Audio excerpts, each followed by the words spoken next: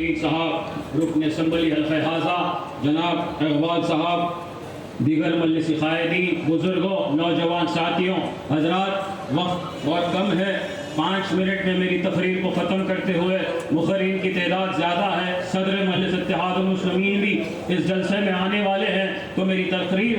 5 minute میں ختم کرتے ہوئے یہ کوشش کروں گا کہ مجلس اتحاد المسلمین کو بھاری اکثریت سے یہاں سے کامیاب کرے۔ آج مجلس اتحاد المسلمین یہاں پر انتخابات کے ماحول میں پوری آ چکی ہے۔ حلقہ کاروان جو حیدرآباد پارلیمنٹ کا حصہ ہے، یہاں پر انتخابات میں مجلس اتحاد المسلمین کے امیدوار بیرسٹر اسود الدین اویسی صاحب ہمارے امیدوار ہیں، اور مجلس اتحاد المسلمین کی یہاں سے لڑائی بی جے پی سے ہے، RSS سے ہے، وشو ہندو پریشد سے ہے، بجرنگ دل سے ہے، کئی دشمن، کئی اور خطر، کئی سکملل طاقتوں سے ہے، تو دوسری طرف مجلس اتحاد المسلمین کی لڑائی کانگریس سے ہے۔ حضرات، میں آپ کو چند باتیں یاد دلاؤں کہ حلقہ کاروان میں 14 سال جو بی جے پی کا رکن اسمبلی تھا، یہاں پر کاروان میں بدن بال ریڈی جو ہمارے بستیوں کو ویران کیا گیا، ویران تھی، اور بستی میں کوئی لائٹ نہیں تھی، نہ سڑک تھا، کچھ بھی نہیں تھا، ویسے وقت اس کے بعد مجلس اتحاد المسلمین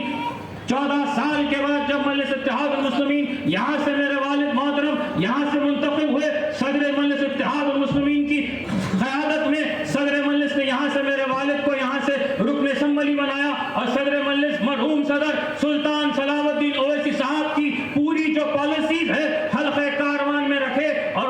الحمدللہ یہاں سے مجلس اتحاد المسلمین کامیاب ہوئی۔ اس کے بعد میرے چاچا افسر خان صاحب آپ کے بیچ میں یہاں پر رکن اسمبلی کی حیثیت سے کام کیا، لاکھوں کروڑوں کے